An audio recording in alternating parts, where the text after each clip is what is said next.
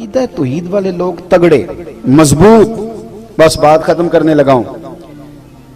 رومیوں نے نا حضرت عبداللہ بن حذافہ رضی اللہ تعالیٰ عنہ کو قید کر لیا تھا حضرت عمر کے زمانے میں. بڑے دلیر تھے.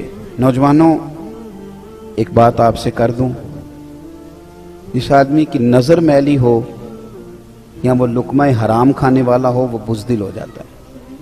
اچھی طرح سمجھ لیں. جو سمجھتے ہیں ہم دلیر بنے, دلیر, ایک انہیں نظر پاک رکھنی چاہیے, دوسرا رزق پاکیزہ کھانا چاہیے. کبھی بھی وہ کمزور نہیں پڑیں گے. یہ بس دل کی تختی پہ لکھ لو. خوددار بنو گے تو تمہاری عزت بڑھ جائے گی, ہاتھ پھیلاؤ گے تو ختم ہو جائے گی. حضرت عبداللہ ابن حذافہ بڑے دلیر تھے, میدان میں لڑ رہے تھے رومیوں کے خلاف. تو 1000 فوجی تھا اور عبداللہ ابن حذافہ اکیلے تھے, لڑ رہے تھے. چونکہ وہ اقبال نے کہا تھا کہ مومن تو بے تیگ بھی لڑتا ہے سپاہی, اس کے تو ہاتھ میں شے کوئی نہ ہو تو پھر بھی لڑتا رہتا ہے. لڑ رہے تھے, 1000 بندے نے مل کے گرفتار کیا, قابو نہیں آتے تھے. میں کہانی نہیں سنا رہا, حضور کے صحابہ کی شان سنا رہا ہوں. یعنی 1000 بندے نے, ہمارے بچے اللہ خیر فرمائے, انہوں نے موٹر سائیکل ایک ٹائر پہ چلانا سیکھ لیا ہے. باقی کوئی دنیا کا کام وہ باہر جا کے کریں گے, پاکستان میں نہیں کریں گے. ہر چوتھے بیٹے سے پوچھو آپ کیا کرتے ہیں, کہتے کاغذ جمع کرائیں, باہر جانا. تو جب جاؤ گے تو چلے جانا, یہاں تو کچھ کرو. کچھ نہیں ملتا تو ریڑھی لگاؤ, کچھ نہیں ملتا تو کریانہ ڈالو. ایک پیشہ دنیا میں برا ہے, وہ ہے ہاتھ پھیلانا.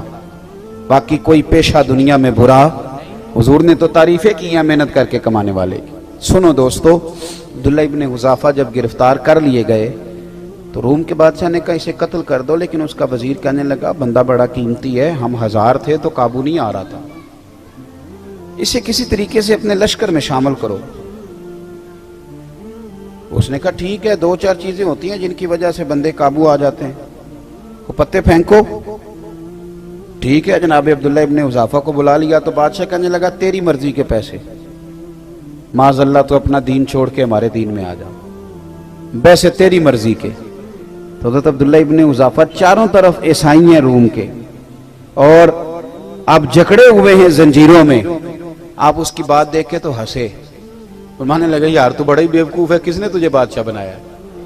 میں کیا مطلب؟ آپ فرمانے لگے او خدا کے بندے, تو مجھے پیسوں کا لالچ دے رہا ہے, میں نے پیسے کمانے ہوتے تو میں کاروبار کرتا, میں تو تلوار لے کے میدان میں آیا ہوں, مجھے پیسے نہیں چاہیے, نبی کے نام پہ شہادت چاہیے. میں شہید ہونے آیا ہوں تو پیسوں کا لالچ دے رہا ہے, پیسے تو میں کاروبار کرتا. اس نے دوسرا پتہ پھینکا, کہنے لگا بادشاہی کے علاوہ, یعنی سب سے بڑا بادشاہ ہوں میں, میرے علاوہ جو تو عہدہ کہے تجھے ملے گا. پارٹیاں بدل نہیں جاتے لوگ ایک وزارت کی وجہ سے, 5 سال کسی اور کی تعریفیں, اور چھوٹی سی اشارہ نہیں ہوا تو پھر فوراً سجدہ صاحب کر جاتا.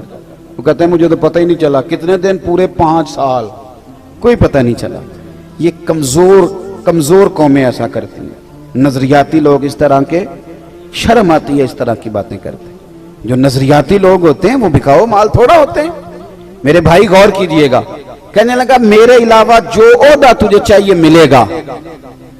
آپ پھر مسکرائے, فرمانے لگے یار تو مجھے کس عہدے کا لالچ دے رہا ہے, میں نبی پاک کا صحابی ہوں, اور حضور کے صحابی ہونے سے بڑا دنیا میں عہدہ ہے ہی کوئی نہیں. صحابہ تو وہ صحابہ تھے جن کی ہر صبح شام ہوتی تھی, خدا کا قرب حاصل تھا, نبی کی دید ہوتی تھی. اب اس نے غصے میں کہا اس کو قید کر دو, کل اس کا فیصلہ کریں گے. نوجوانوں غور کرنا, یہ ہے عقیدہ توحید و رسالت کے ماننے والے لوگ. بادشاہ کا وزیر کہنے لگا مجھے نہیں ایک موقع دیتے؟ کہا وہ کیا؟ کہنے لگا میری بیٹی بڑی خوبصورت ہے, میں کیا کروں؟ میں تو اس ملک میں رہتا ہوں جہاں کا نوجوان لڑکیوں کے اسکول کے آگے کھڑا ہوتا ہے, کالج کے آگے کھڑا ہوتا ہے. ڈھیر ساری بچیاں پڑھ سکتی تھی, اس لیے ماں باپ نے کالج سے اٹھا لیا کہ مسلمانوں کے بچے تنگ کرتے ہیں, یہودیوں عیسائیوں کے نہیں, ہمارے اپنے. یعنی دل کے پھپھولے جل گئے سینے کے داغ سے, اور دیکھو میرے گھر کو آگ لگ گئی, گھر کے ہمارے بچے. اور یاد رکھنا جس کے گھر میں بیٹی ہوتی ہے نا, میں نے اپنے سر پہ کبھی بڑے بال نہیں رکھے, چھوٹے سے بال رکھتا ہوں. میری 7 بہنیں. ایک دن میں سڑک پہ کھڑا تھا, شاید 6ٹھی کلاس میں پڑھتا تھا, تو میں نے بالوں کو بڑی کنگھی کی, جیب میں کنگھی ہوتی ہے, ایک وقت ہوتا ہے نا بندے پہ. میں کنگھی کر رہا تھا تو میرے ابا جی بھینسوں کا چارہ لے کے آ رہے تھے, تو ایک بات انہوں نے مجھے سڑک پہ بلا کے کہی. مجھے کہنے لگے پتر کنگھی شنگھی کر کے نہ نکلیا کر, میری یہاں 7 تیاں نہیں. اگر تو کسی کے گھر دیکھے گا تو پتہ نہیں کیا بنے گا. بس ختم ہو گئی بات, کبھی بال ہی نہیں رکھے, ختم ہو گئی بات اس کے بعد, اور کبھی خیال ہی نہیں آیا. یہ آپ اپنا گھر محفوظ کریں گے اگر آپ کسی کے گھر کی حفاظت کریں گے. بھائی حضرت عبداللہ ابن حذافہ کے بارے میں وزیر کہنے لگا میری بیٹی بڑی خوبصورت ہے. رات کو سجا سنوار کے بیٹی کمرے میں بھیج دی, لیکن سیدنا عبداللہ بن حذافہ ساری رات نفل پڑھتے رہے. ادھر دیکھو میری طرف, یہ کام ناممکن نہیں, تھوڑا مشکل ضرور ہے. آپ کے ذہن میں بن جائے نا کہ یہ چیز حرام ہے, یہاں کلک ہو جائے تو اس کے قریب جاتے بندے کو کہہ آتی ہے, لطف نہیں آتا. آپ گوشت کھا رہے تھے, 2-3 لقمے کھائے تو بڑا مزہ آیا, تو پھر کسی نے بتا دیا زکوٰۃ کے پیسوں کا ہے, اس کا منہ میں ذائقہ بدل جاتا ہے کہ نہیں؟ چلیں ایک اور مثال دیتا ہوں. آپ کھا رہے تھے, بڑا مزہ آ رہا تھا, تو کسی نے کان میں کہہ دیا حرام جانور کا ہے. پہلے مزہ آ رہا تھا, لیکن جب اس نے کہا حرام جانور کا ہے تو کیا شروع ہو جاتی ہے نا, الٹیاں آنے لگتی ہیں نا. کیوں کہ آپ کے ذہن کی یہاں فٹ ہو گیا ہے کہ حرام چیز کھائی جا سکتی. تو اگر یہ ذہن بن جائے نا کہ یہ حرام کام ہے عورت کی طرف جانا, تو پھر بھی انشاءاللہ قریب جاتے آپ کو لذت نہیں آئے گی, آپ کو کیا آئے گی کہ یہ میرے لیے جائز ہے. بس یہاں فٹ کرو کہ یہ حلال ہے اور یہ حرام ہے. عبداللہ ابن حذافہ رضی اللہ تعالیٰ عنہ کے سامنے بٹھا دیا عورت کو. ساری رات وہ کہتی ہے میں بیٹھی رہی, آپ ساری رات نفل پڑھتے رہے.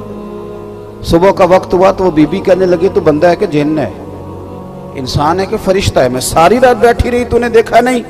تو آپ فرمانے لگے نظر جھکا, میرے ساتھ بات نہ کر. کہا تو نے دیکھا کیوں نہیں؟ کہنے لگے کیسے دیکھوں, میں مدینے والے رسول کا ماننے والا ہوں. صبح دروازے پہ دستک ہوئی, وزیر نے دروازہ کھولا تو بیٹی سے کہنے لگا بیٹی کیا بنا؟ تو کہنے لگی پیچھے ہٹ, تو نامحرم ہے, میں تو مدینے والے کی غلام بن گئی ہوں. اس نے کہا کس طرح؟ کہنے لگی جس کے غلاموں کی یہ شان ہے, آقا کا کیا درجہ ہوگا. پھر بادشاہ نے بلایا, کڑائی میں تیل گرم کیا, کہنے لگا انہیں جلا دو. جب کڑائی میں پھینکا جا رہا تھا تو آپ رونے لگے. تو بادشاہ پوچھتا ہے ڈر گئے ہو؟ فرمانے لگے ڈر نہیں گیا, سوچ رہا ہوں ایک جان ہے, کاش میری ہزاروں ہوتی. او کچا رنگ للاری والا جیڑا چڑھدا تے لیندا رہندا, اے عشق تیرے دا رنگ محمد چڑھ جائے پھر نہیں لیندا. حضرت عبداللہ ابن حذافہ رضی اللہ تعالیٰ عنہ کی یہ بات سنی تو بادشاہ کہنے لگا ایک شرط پہ چھوڑتا ہوں, میرا نہیں دل کرتا کہ تیرے جیسے بندے مارے جائیں. فرمایا شرط کیا ہے؟ کہنے لگا چل یار کچھ نہ کر, نہ تو نے پیسے لیے, نہ عہدہ لیا, نہ عورت کے چکر میں آیا, نہ موت سے ڈرا. اس طرح کر میرے ماتھے پہ ایک بوسہ ہی دے دے, میں کبھی کہہ سکوں. آپ فرمانے لگے چلو یہ بات قابل قبول ہے, یہ کر لیتے ہیں. عقیدہ توحید و رسالت آپ کو جوان کرے گا, آپ کو تگڑا کرے گا. آپ تو ہر وقت کے مومن ہیں, مومن کی تو سانسیں بھی چلیں اس کے رستے میں, خالص اس کی رضا میں, تو اس پر بھی اللہ اجر عطا کرتا ہے. تو اپنے آپ کو مضبوط کریں, اپنے عقیدے کو, افکار کو مضبوط کریں. جب یہ مضبوط ہو جائے گا تو زندگی آسان ہو جائے گی, آپ کا اٹھنا بیٹھنا چلنا آسان ہو جائے گا. دعا کرتا ہوں جو میں نے کہا میرا اللہ قبول فرما لے, جہاں بھول گئے اللہ ہم سے درگزر فرما.